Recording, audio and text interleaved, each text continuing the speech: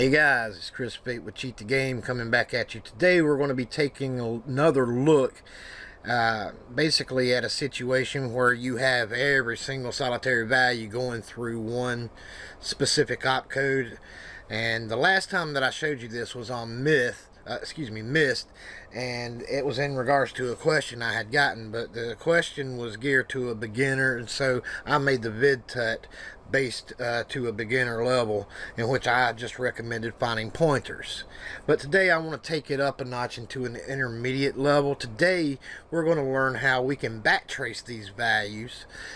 Even though they're just going through one specific opcode, we're going to try to backtrace these values back to where we can actually write a script. And I want to give ISIF7 thanks for this, because we were talking about that last night, and I was explaining, plus we was talking about other stuff too, but I was explaining to him that, you know, basically that Mist was for a beginner that had asked questions, and I decided to make it easy, and it was really based on a question where I was also trying to show how you can use just one stat address to find the other stats as well. And having one pointer, you can also have all your stats just using one pointer. So that's what that was all about. But today I want to show you how you can actually backtrace the value to a place where you can actually write scripts to, because you got to keep in mind one thing, that when, and we're going to use ammo when I get to it, but you got to keep in mind that when these values are being calculated, they're actually being calculated in the game's module memory, okay?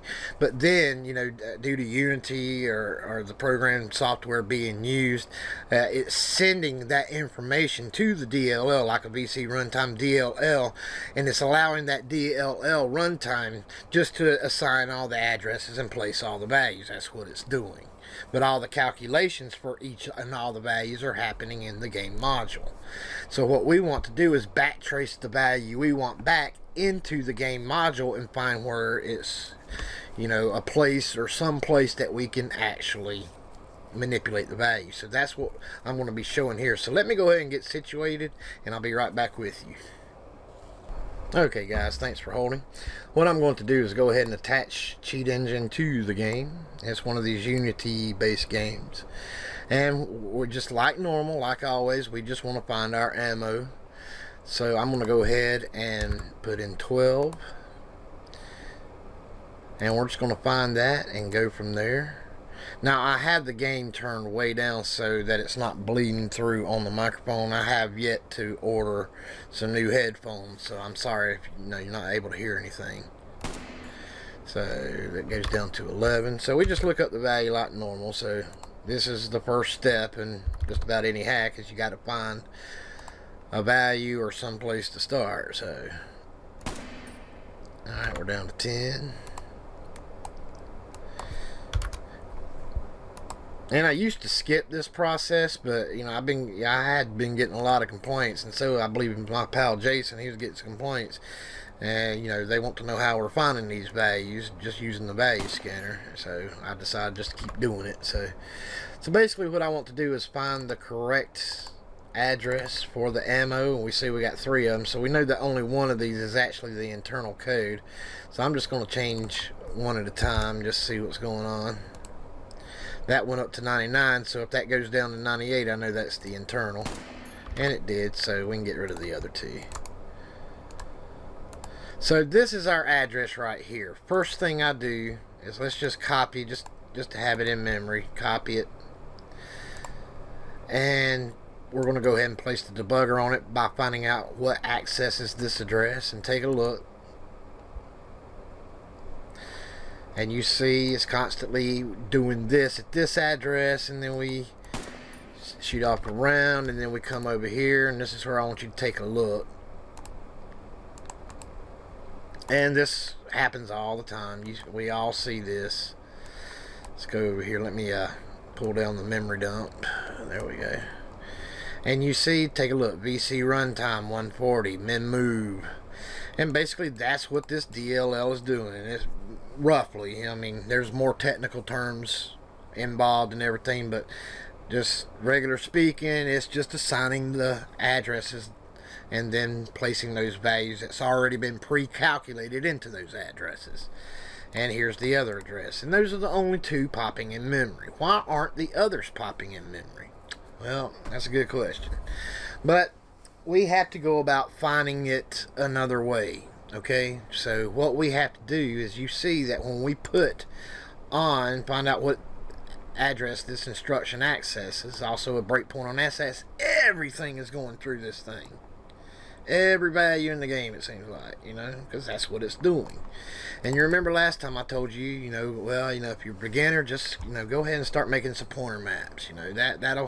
That's a good quick fix. You don't have to be a master of assembly or anything like that, and then Cheat Engine will always still find your dynamic address. But, we want to take that up a notch. We don't want to use pointers. They're highly unstable, hard to find. We want to be able to still write scripts for it. So then we have to start doing some backtracing and see what is happening with the value. Okay, so we know that we changed it to 97, so 97 is going through all the functions before it gets to here. And we also just copied down our ammo address. Now this address is going to change each time. However, we can still use it for our purposes while it's in use. So always and forever, when you're dealing with these type, always go ahead and go back to your settings and to a hotkey, and you want to assign this is one of the situations I tell you that I use the pause feature of Cheat Engine, and I select it to a hotkey, and I use the numeric period of the dot there on the keypad. So what I'm going to do is I'm going to pause the process. That freezes the entire game. So now nothing's running through here, none of those addresses. First thing I want to do is set a break and trace on it. And the reason I need to pause the game is because all those addresses are going through it.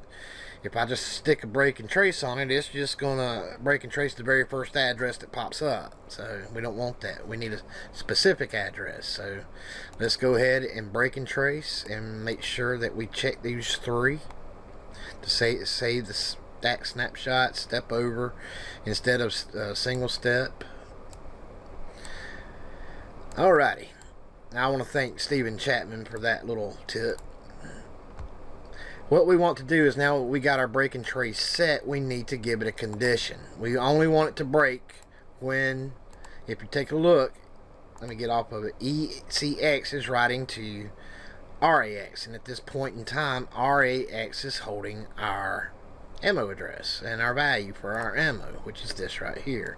So remember, we copied this down, so we only want it when RAX is actually our ammo address, not any other address. Because remember, RAX is every address in the game at one point or another. So let's go to our breakpoint list. We're going to set a condition on that break and trace, on that opcode. Set change conditions. Just come over here to easy. Now you do have to use capital letters for your registry. Is equal, and we need to do this in hex. Just put 0x and then copy and paste the address, and that is our ammo address. Only when RAX is holding our ammo address do we want it to break. Okay, so that's what we're going to do. So it'll probably break as soon as we release the pause button. So let's go ahead and do that. Maybe not. Let's go back to the game. Spiral up around. Now it's going to run real slow. That's right. It's only writing to our value when it's actually being used. So that's what you want. It's when the value actually changes, and I showed you how to do that in the last video if you need to. Alright. So now the value's actually changed, and we got some break and trace information. But we need more information. We want to find out more than just what RAX we know is going to be holding our ammo address, but we see what's writing to it also, which is ECX. And we see right above it what it is actually writing the value to ECX to send to our ammo address. And that's RDX. So we want to take all that into account. So let's go to our break and trace. Let me move this over so we can see. And we want to expand all. And let's just go take a look right quick. Now remember, the break and trace is nothing but the call structure. It's ran all this stuff, and now it's going to go back up the call structure from this location. It's going to hit the return and then pick up where it left off in the last function and the last function, and so on. So let's just make sure it broke correctly on our ammo address. And if you take a look here, here is the ammo address, and here's the value right here. But what I like taking a look is, remember what is sending that information to our ammo, and that's ECX. And remember, RDX was writing that value right here. RDX is sending that information. So I want to copy this address also. I don't know if I can do it from here or not. I don't think so, so I'm just going to have to do it manually. So I'm going to add that address that's writing to ECX down here also. So let's do that. 2OB OF9 7C 660, and take a look at that. So we know that what's writing to it is also what's happening with that. So what I want to do is I want to keep this tracer information, and I go back and take a look and see what's going on with it. When I go back to it, if you take a look, it goes into the games module, and you take a look around, you see what's writing to RDX and everything. So it's not really providing us much information, because RAX is the one that's going through this one. So what I want to do is I want to find out what's going on with this value that's writing to our ammo. This value is actually sending the value. So I'm going to find out what's accessing this address, the original sending address. So let's go back to the game and take a look, and we get more addresses. But what I'm looking for is, when I go to it, I'm looking not to be in this VC runtime. So we see that one is, well, what about this one?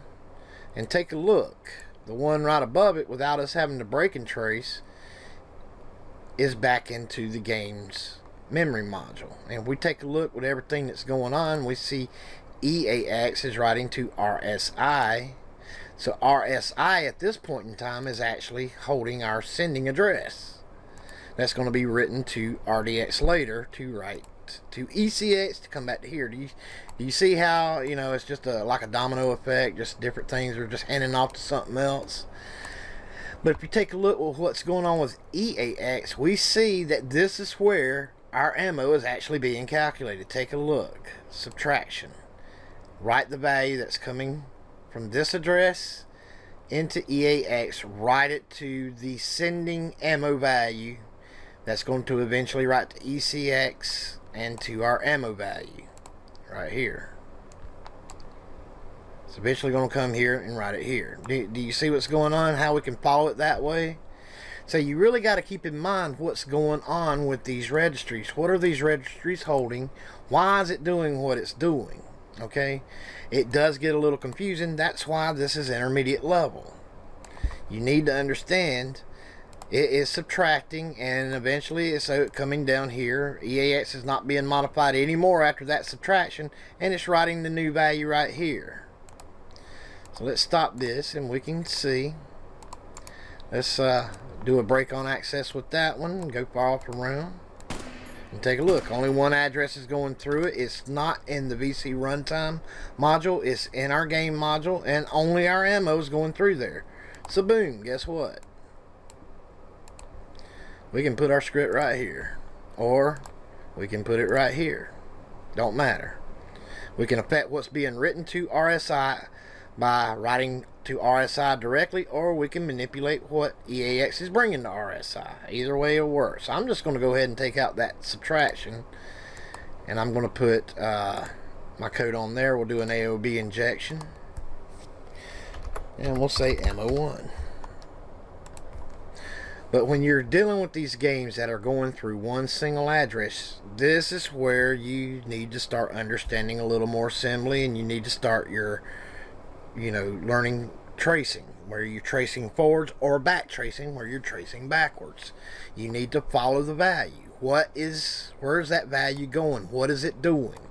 What's what started writing that value. If you saw, well, we found the opcode that's writing to our final ammo address that we found first. But, you know, we needed to go back. Well, where's that value coming from? It's coming from ECX. We saw RDX is writing to that value. Well, we can look from our previous break-in trace of what RDX is holding. We took a look at that address, wrote it down. We see it's holding the value. So now let's see where it's getting that value. And we put the debugger on it, and we found the spot. So I hope that's helping to make sense to everybody. I really do. So let's go back to where we were. Let's go back to RSI. I know I got a mess up here, but sorry. And we'll go back to here. I thought I brought up, here it is right here, good. And here's our script that we started, so it finds the place in memory. Here's our sub. We can just mop it out, or we can change it to whatever value we want it to write by just moving. We know it's an integer, so we can do it either in its hex form or its integer form, like this. Let me move that out of the way. Let me do that again. We can do it in its hex form. We can do it in its integer form, which is, that's its decimal form, or like this. Oops, I can type like that. All three ways will do the exact same thing and write 99 to EAX, and EAX is going to send that to RSI. RSI is eventually going to send that to RDX. RDX is going to send that to ECX. ECX is going to send that to RAX, which is our ammo. Welcome to backtracing. But anyway, so I'm just going to go ahead and use the hex form of it. And we're going to say infinite ammo. Oops, I cannot type. There we go. It's infinite ammo. So now we're going to go ahead and turn it on, and we found a script we can write for our ammo. And we could only find where it's going through. Every single address is going through one opcode. And take a look. Infinite ammo. No pointers, no nothing. We were able to backtrace it to a spot where it's only dealing with our ammo. And we're able to write a script. And we can do that for our health and any other values we come across in this particular game. And we got infinite ammo. So I wanted to bring that to an intermediate level. And I do hope this helps. Like I say, it is a more intermediate level. I mean, this, you know, you need to try these things and go and follow the value. That's all we're doing, is we're following the value. Where did it come from? Eventually, you'll find a spot where it's being calculated and it's only dealing with that particular value, or at a place where you can separate it out a little bit easier than you can when all the single values are going through one specific opcode. That's when you got to start doing your tracing skills. That's where you start needing to hone your tracing skills, is do that. And I recommend getting this game. Go to Steam, buy it. I don't think it costs that much. It's called Bright Memory. It's just been released, and it's just the early access. I don't know if it's free. I don't know if it costs something right now or not. It was given to me, so. But I wanted to go ahead and show y'all this, and go ahead and grab this game if you can and start practicing with it, and try to find other values in there that you could backtrace from that VC runtime. I want to thank all the partners and donators right quick. Thank you guys so much for continuing to be a partner with CTG. It's your kind contributions that really help keep us going. I really do appreciate it. If you want to become a partner, they get great perks. I give them perks every month, and they get first dibs on any giveaways, drawings, and things like that that we have going on. And it only costs $1 a month. I put your name right up here with the others. You'll be showcased on every single vid after that I come out with. And we'd love to have you along, so come join us over at the Patreon channel, and you can come also join us over at our Facebook and Discord channels if you have questions. We have a lot of great game hackers that hang out there, and we'll do our best to answer any questions that we can answer. And if we don't know the answer, we'll see if we can find someone that would know the answer But come over and join us, and we'll be happy to help you the best we can. Plus, we just talk everything gaming, and we have fun over there. We have a lot of laughs too. So come over there and join us and be a part of the community. We'd love to have you. I want to thank you also for coming here to support these vids. Place a like on it if you please can for me, and if you have not subscribed, subscribe for me. We're going to be getting deeper into these games and stuff like that, and I'm going to show you a lot more tricks that you can do. And we all learn together, and everything that you bring to the table, I take in, I cherish, and I want to bring things to the table also, and we all learn together. That's what it's all about. Alright guys, I'm out of here. You all take care. Keep on hacking. Most importantly, please enjoy yourself. That's really what it's all about. You cheat the game, fellas, because believe me, doesn't mind cheating you. You all take care now.